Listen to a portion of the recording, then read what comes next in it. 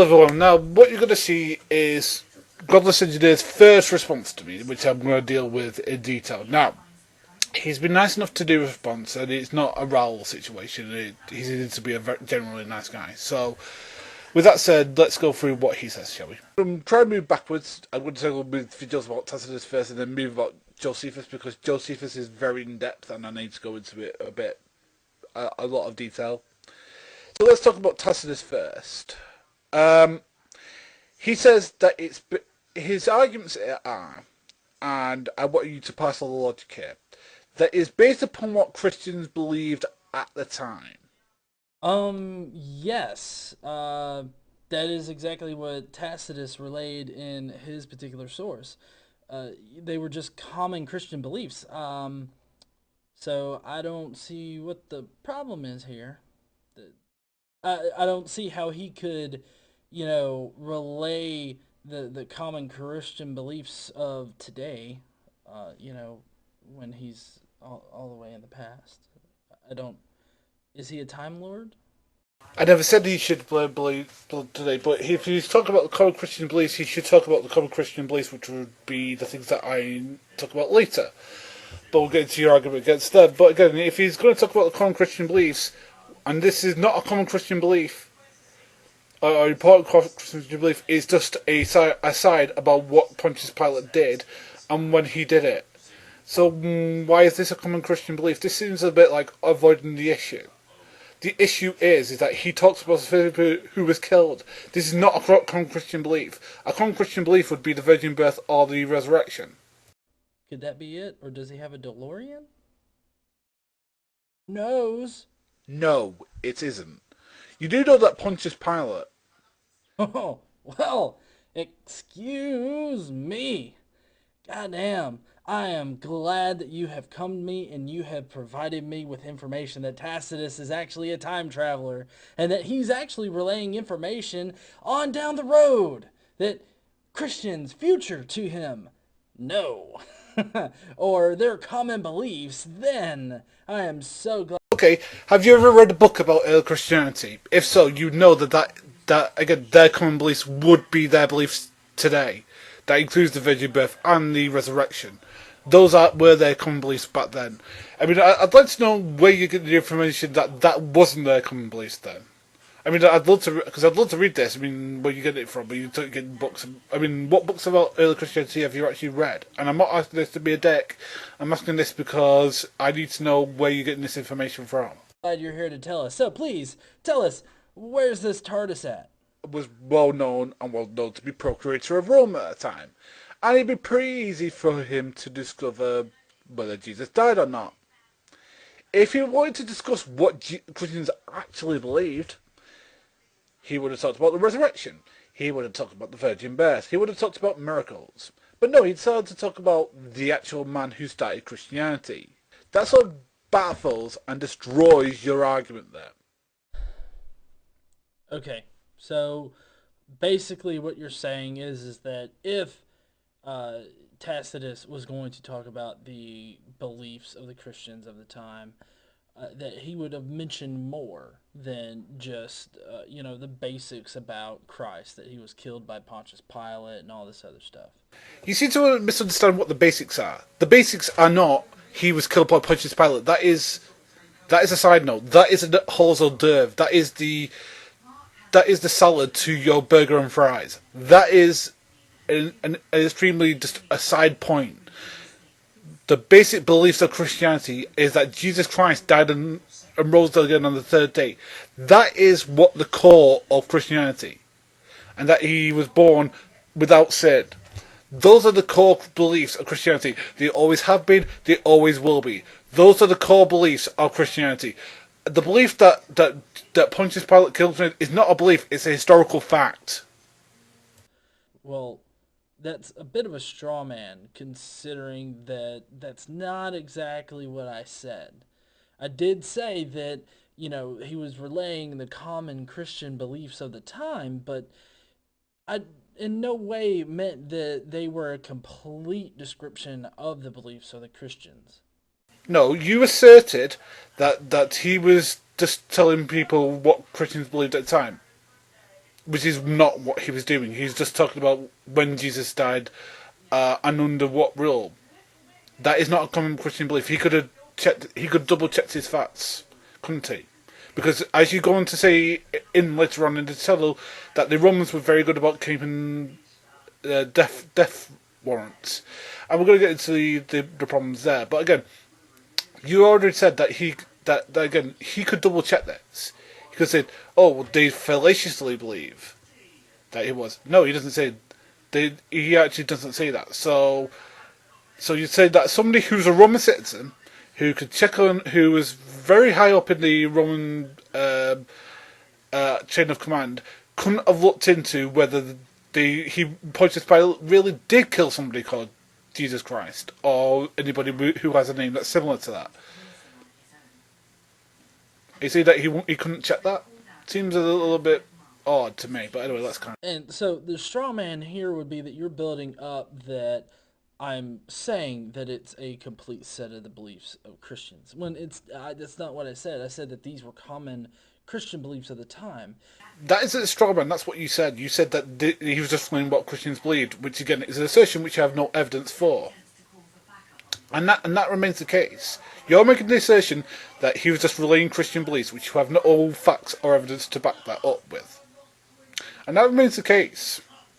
Whereas we do know people who actually know about Tacitus and how he did his research and how reliable he was, and how this actually is used by many historians even today as proof that again Jesus was a historical person who lived. Now, did he do resurrection? No, we don't know. But we do know that he was a human being who lived in the 1st century AD in Judea. Those things are known through Tacitus and Josephus, and are still things that we use today as proof of that fact. As it was being purported by Christians of the time, that was their basic belief system, that Jesus Christ was a man, he lived, he died on the cross. Now, there's a lot of things to do with, the resurrection and everything, like when exactly those things occurred. There's also a lot of debate in the fact that there were a lot of levels in the Christian faith right around that time. And no, there wasn't a debate. The resurrection belief started more or less as Christianity began. The belief that it didn't is never substantiated anywhere. Now, the proof of this is because the Gnostics exist, which is rather extreme because they're the ones who are against the actual idea of resurrection. The resurrection, again, is something that was at the core of early Christianity. It has been the core of any iteration of Christianity, therefore, of. Again, you can never point to me a place in history where Christianity has never had the resurrection as a core tenet. I plan on addressing all of these in future videos. I haven't gotten to them yet, so I'm kind of revealing a little bit here. But, in early Christianity, there were different levels of knowledge at which, you could do these things. And so, basically, in that particular part, what he was doing was, relaying common Christian beliefs, How do you know that? How do you know that? Again, you seem to be certain things that, people who actually know about these things, and again, I'm not saying one of them. I'm not a historian. I do not claim to be one. I claim to have read them. People who know more about this than I will ever know, and I'm willing to make up Rob. If there's evidence, please present me with the things that back up your claims. Please. I'm willing to have my mind changed. I'm an open-minded guy. Please. And then you mentioned Pontius Pilate here. That Pontius Pilate is most famously known for killing Jesus. Well, yeah, he is most famously known for killing Jesus, but that's because, the Christians, they dictated what records were kept and what figures were really promoted. And since the Bible was a major book throughout history, and, for a good bit of it, it was a primary source for anything in this world that we know. Okay, so you're saying that because Christianity became the major religion, but there were several hundred years where it wasn't, where people could look this up. There are several hundred years of it not being the major religion of the West. there's several there's a couple hundred years where it wasn't the case that was the situation in Christianity. It was actually a minority religion for a long time. So again, that sort of doesn't back your claim, because when Tacitus wrote his work, that wasn't the case. Okay. Now Pontius Pilate was mentioned here as killing as a person who killed Jesus, and he was a Roman citizen, which is something that you're still not addressing, of why a Roman citizen would tag along with something that he could easily debunk. It's no surprise that now we know Pontius Pilate as the guy who killed Jesus. That's a non sequitur, because it means nothing as far as historicity is concerned. Actually, it wasn't non sequitur. It was actually responding to a point you made in your video about Josephus, where you're talking about the fact that Josephus was talking about, I believe it was the pit where he talks about Pontius Pilate, and then he goes into talking about Jesus. He said, why would he do that? And that's what I was responding to. You're taking something that I said and taking it out of context, which is a little bit dishonest, don't you think? What I was actually talking about was what you were talking about, which is why would people bring up Jesus when talking about Pontius Pilate, and I was just addressing that point. So way to misrepresent me. Know a lot about the original Pontius Pilate. There's a rock that has Pontius's name carved in on it from a building that he had erected during his reign, or his overseeing, whatever. But anyways, we have multiple records of him like slaughtering people. I've gone into this into past episodes. If you would really like to know more about this, I suggest you check them out. But like, he was at one point he was taking down a group of protesters, and you know what this heartless bastard did? He sent his soldiers into the crowd dressed as civilians, and then at the drop of an order, he said, "Hey, kill these motherfuckers!" And literally anybody that they could get their hands on, doesn't fucking matter. Anybody they could get their hands on, they killed. And that Again, Pontius Pilate was procurator of Rome, and probably had to do this numerous times, because the Jews at the time weren't very happy with the Romans being in charge, because this would mark the 6th or 7th time they'd been ruled by a foreign body. That included the time when they were ruled by the Greeks, the time they were ruled by by other groups, and those times when they got carried off to Babylon. So they would not be happy, and would actually probably resort to violence to fight against them. So he responded to violence with violence. So you're saying what exactly? That because he did violent actions, he couldn't be softer in some sort of senses? Again, this is about justice. Anyway, we'll continue. That was Pontius Pilate. He had no qualms about killing these motherfucking people. Also, historians of the time had no qualms about recording this shit as it was happening. Now, you would think that if the entire city turned out, the entire fucking city turned out to crucify this one lone fucking Jew, don't you think somebody around the time would actually record that shit down? Okay, you do realise that there were other people crucified with Jesus, right? You do understand that in the biblical record, there were 2 other people that were killed with Jesus. That's the reason why he was talking to both of them. He wasn't just talking to himself; he was talking to the 2 people next to him, and that would occur all the time, where they would kill multiple people. They didn't just turn out for the crucifixion of one person; they crucified 3 people. And actually, people turning out for public executions is actually something that is very, very well done, and it's even done today. To be like, oh yeah, Pontius Pilate, he drew a pretty big crowd today when he executed that fucking Jew. You would think that they would record that, but guess what? We don't have any sources that connect Pontius Pilate to the crucifixion of Jesus. Yeah, you're right, except for Tacitus and Josephus, which are both historical sources, which were both of the people involved were historians and would actually do a lot of legwork to discuss the work, which is why people need to go over and do these sort of mental tricks to sort of get out of that, because again, the historical record doesn't back up their claims. There's no records anywhere, and the Romans, they were fucking spot on about records. They have records about some of the most minute things, but yet this guy who's supposedly, even at the time, was so fucking important to the general population of the city that all of them had to turn out and all of them had to choose, Barabbas over Jesus. A guy who was killing people, over Jesus, which actually that particular story in and of itself is like based in the Yom Kippur sacrifice ritual, which I have on my channel. Actually, Yom Kippur has nothing to do with it. It's to do with the fact that it was Passover, and which is when the if you do away with it about when the thing was set, and the Romans would do this as a treat for the Jews, that they could spare one person. And then this is something that is recorded, actually, by the way, that they would do this. But let's not forget that. Let's also discuss the fact that, again, it's something that they would A, do often, and B, the fact that is that people would turn up for executions all the time. Because it was a semi-regular occurrence, and people would turn up for that stuff because, there's no Xboxes or televisions those days, and that's the sort of only sort of sporadic entertainment they could get.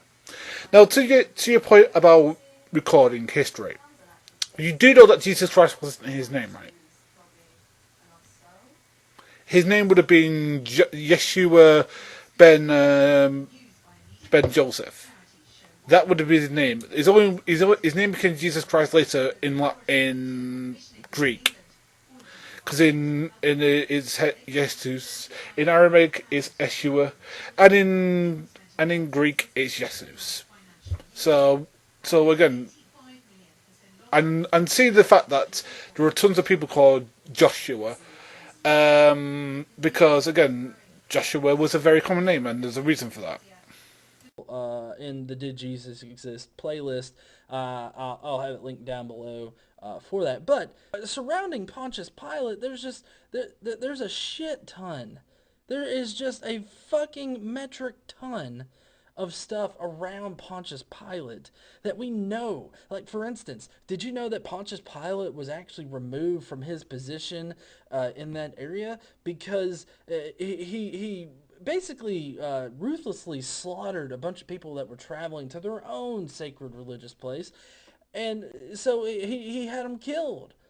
And he was removed because of that particular ordeal. A completely different set of religious people he had killed, and they removed him from office.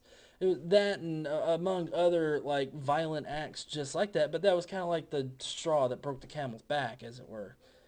But yet, we don't have any documents. We don't have any fucking thing at all that actually connects Pontius Pilate to crucifying Jesus.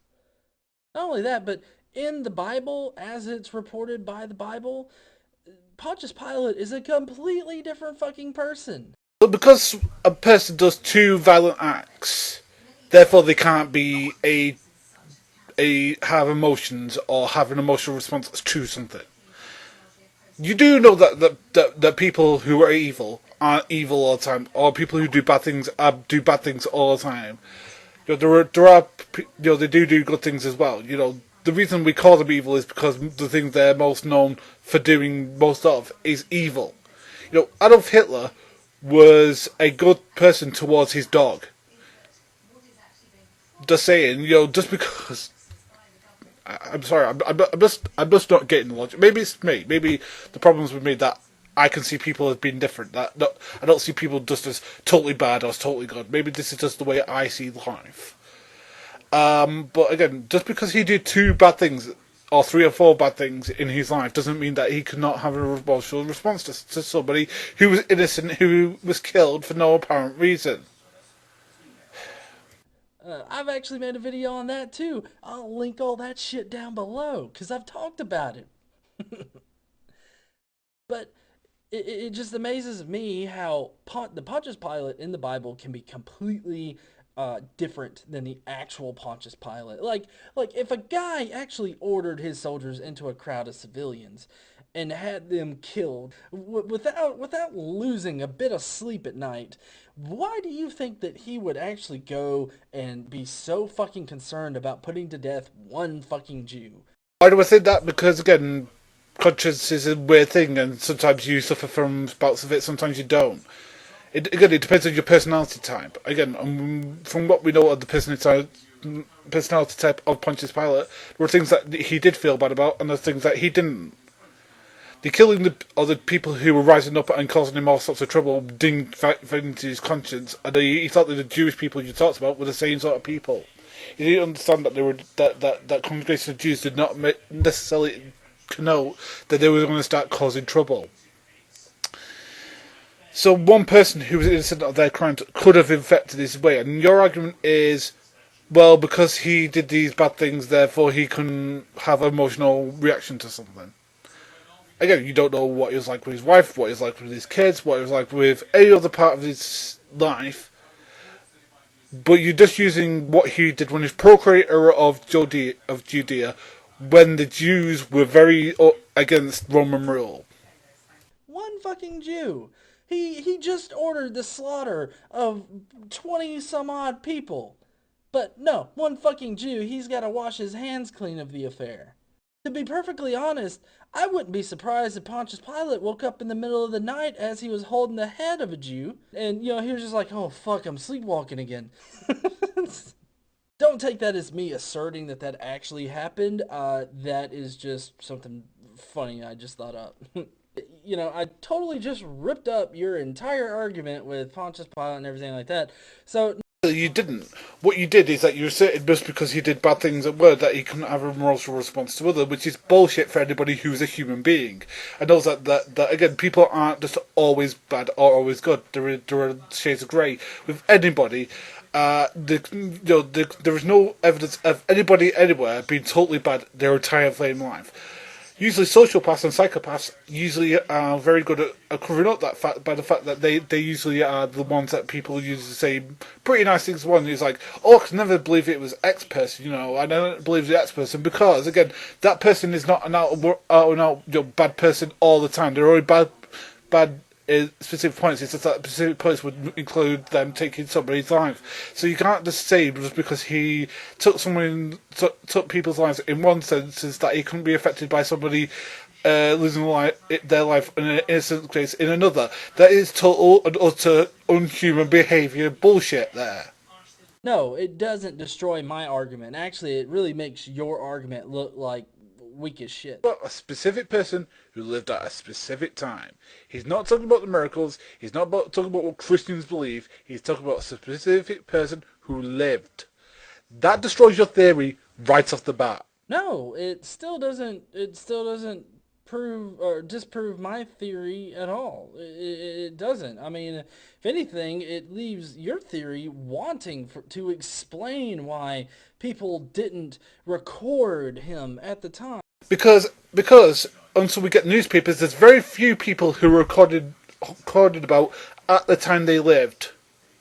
So you're asking me to accept a very special pleading case of why people should talk about Jesus at the time he lived.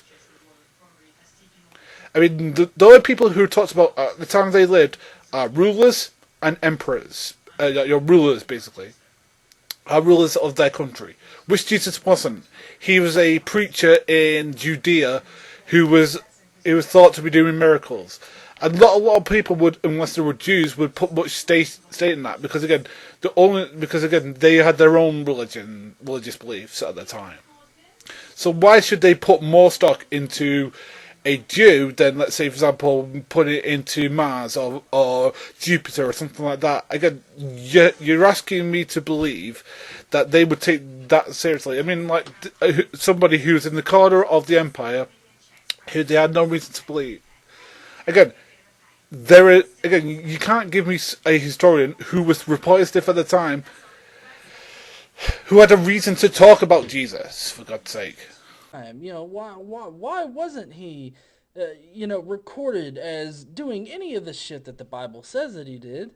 It just makes your argument look fucking pathetic. To talk about Actually, no, it doesn't, because again, if I was saying that Jesus did miracles, then you'd be right. But no, I'm talking about Jesus, the historical person, which is what you're talking about. If you want to talk about whether he did miracles or not, that's a different discussion. If you want to talk about the fact that whether he was virgin birth, that's a different discussion. That's a theological discussion.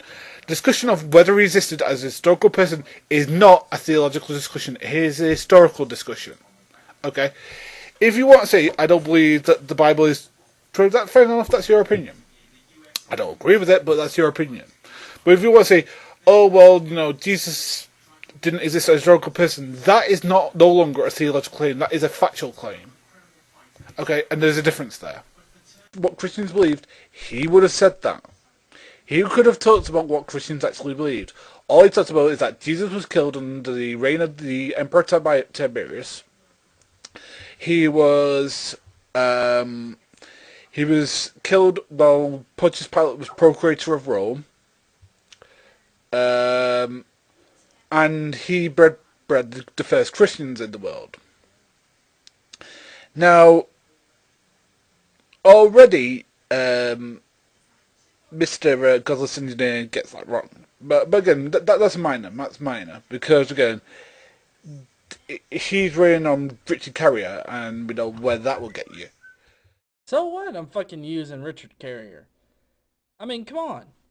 Richard Carrier, he's got a doctorate in history. I mean, he's a learned man. I mean, it's not like they just give these things out like they're popsicles, I mean, he worked hard to get it, and he worked hard on this fucking book. He comes at and this.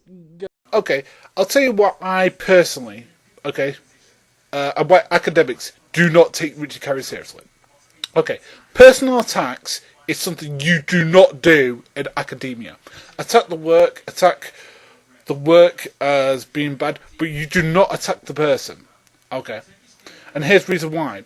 Because if you're attacking the person, then that shows you your argument's weak. Okay, and this is an academic term. Now, he attacked Bart Ehrman for his book, I believe it's called Why Jesus Exists, Did Jesus Exist? And he goes through, in his book, reasons why Jesus Christ existed, which, again, do include Tacitus and Josephus. And, yeah. So, this is what he does. Now, the reason that I attack Richard Carrier is, that's one of them. The second reason why is that he's not peer-reviewed historian. He's not like Bart Ehrman, he's not like N.T. Wright, he's not like Dominic Crossan, he's not like Marcus Borg, he's not like any of the people that should be taken seriously. And I'm not just talking about Christians here, I'm talking about people who are non-Christians as well. Again, and this is not a standard that I'm using because he doesn't. No, I use the same standard for the Christian side. I have a problem when Christians use Josh McDowell as proof of anything. Okay, I have the same standard there because he's not a real scholar either. So you've got two people who are both on two different sides of the argument who I don't. And it has nothing to do with whether Jesus existed or not, or whatever that. It's to do with their approach. Okay, and how other academics. Now, most academics had not heard of Richard Carrier before he did his response to Bart Ehrman. Once he did, their response was basically either laughing or to basically think he was a kook. And there's a reason for this. Now, Godless Engineer is going to go into Bayers Theorem, which is going to take me a moment to explain why Richard Carrier was wrong in using Bayers Theorem. But again, continue. He goes into more about Richard Carrier and shit. But, I use Richard Carrier because he comes at it from a truly, unbiased position. And that unbiased position would be mathematics. He comes at it through probabilities. He starts at perfect zero, basically, and he weighs the evidence. He assigns probabilities to, to the particular evidences for historicity and against historicity. And he comes at it from a very mathematical way. Now, he's talked about Bayes' theorem. Now, Richard Carrier uses Bayes' theorem. Now, for those who don't know what Bayes' theorem is, I have to try and explain it. So, again, I'm somebody who's not into mathematics, so forgive me here while I try to explain Bayes' theorem. Bayes' theorem is about the probability of not about a company, but the probability of an event. So let's say, for example, I'm throwing a dice, and a six-sided die, and I'm throwing it 6 times. Let's say I'm throwing it 6 times. Now, the probability of me throwing a 6 in that 6 times, the percentage will lower. So basically, if I roll it 1 time, it'd be a very high percentage, very low percentage of me throwing a 6. Wherever I'm throwing it 6 times, that percentage goes up. That is how Bayes' theorem works. From what I've heard from mathematicians. Now, they go into very deep length, to Godless Engineer, of why it can't be appealed to history, because history doesn't work like that. It doesn't have a fixed goal of how you can throw it. It doesn't have a 6 on it. It's not a six-sided die. You can't just develop whether something's true or false based upon, throwing a die. It doesn't work that way. We have to use the evidences that we have and come to the most probable outcome. Now, you say that he has no bias, but that is not true. The guy is an outspoken atheist, and that inflects his mind. He doesn't do any sort of academic work that is devoid of that bias. And I'm not saying this to be a dick. It's just the truth. Okay. And it's again, there are Christians who do the same thing. As I said, Josh McDowell. Or if you want to go to biology, someone like Kent Hovind or Ray Comfort or whoever, when they do their work, their bias of Christianity colours their way of looking at the facts as objectively. Now you say he looks at it objectively. No, he tries to use a mathematical probability thing that doesn't work. And it's been explained to him by people who do mathematics of why it doesn't work in a historical sense. And he can't apply it because, again, he's not a philosopher, nor is he like Leibniz or anything like that, despite the fact he wants to compare himself to such. And, I can't argue with math. Now, you might argue with the percentages that he puts on certain things. I'm pretty sure that you might weigh something a bit more probable than something else. But then again, you're having to rely on information that's categorically unreliable. Because you would rely on the Bible for, your sources. That's not true, but again, you don't know what sources I've relied on what books I've read. I mean, you could at least ask me. I tell you who I read and what I've actually read on this subject. If you actually ask me, I mean, I'll tell you now if you want. I've read N.T. Wright, I've read Bart Ehrman, I've read Dominic Crossan, I've made board.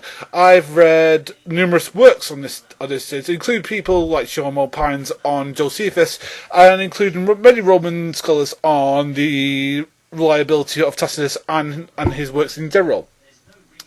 And about how they use him for the fire of Rome, and a lot of other things that, again, you don't know whether I've read or not. Now, the Bible, again, you say it's unreliable, but in some cases it is reliable because, again, it portrays some people who actually exist in the world that we didn't have evidence for in the first place. But people kid to the Bible with the conception of, because it's the Bible, it's wrong, and that later kids who bite them in the ass when some of that got proven right.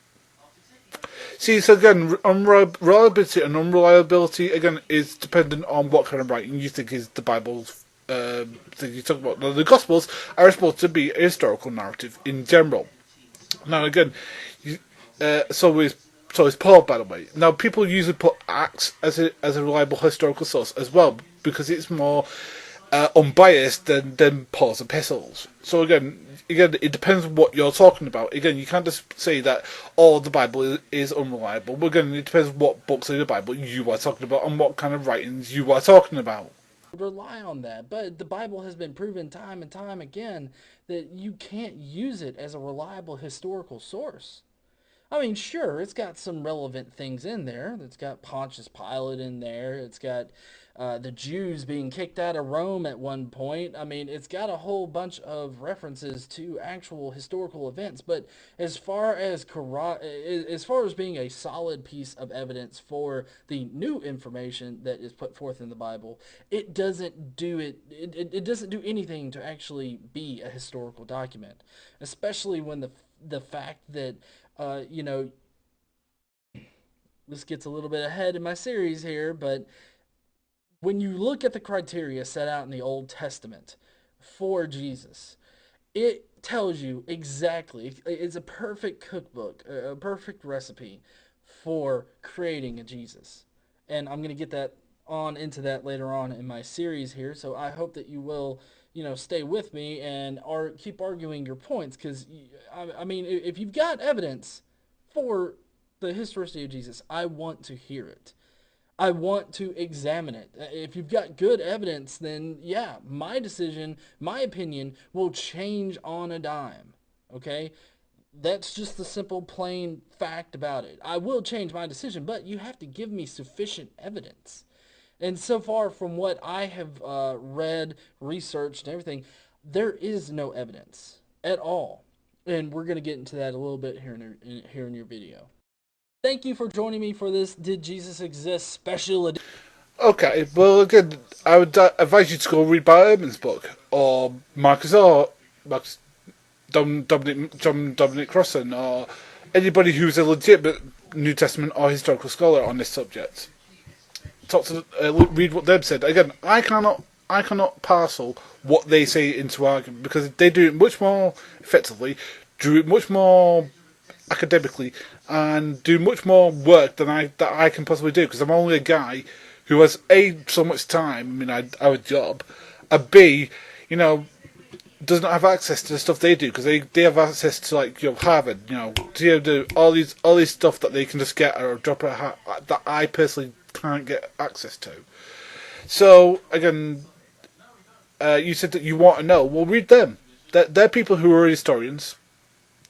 And stop reading Richard Carrier seriously. I'm not saying this to be a dick. I mean, I'm sure the guy's really a nice guy. I'm sure he's a really nice guy. I'm sure, like, on Rome and shit like that, he's really knowledgeable. When it comes to Judaism and New Testament, he knows zero. And we know this by reading what he's actually said. And it's the same with David Fitzgerald. He's a journalist. And I'm not saying this to be a dick. I'm not saying this because, it's because they're atheists. No. I take people on their own merits, okay, and what they present themselves as, and the information they use to present it, and how they deal with criticism. Because how you deal with criticism and how you deal with refutation is as important as how you deal with evidence, to me.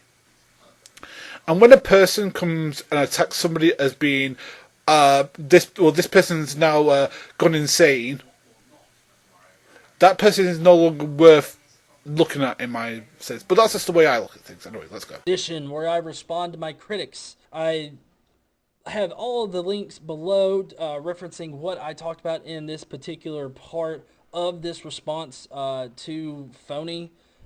So if you will go down below, check those out. I highly suggest you check for yourself. You check the evidence for yourself. See what the evidence says. That is what supports my position, not the people that have come up with the theories or with the arguments, but the actual evidence that they have.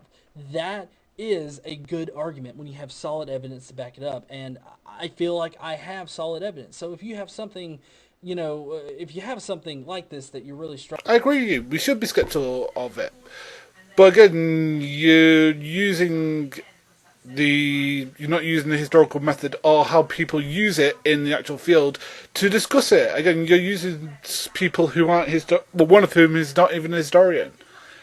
So how is that skeptical or reasonable approach to things? Again, you said things about me before which you could have just asked me. Again, you say you use evidence.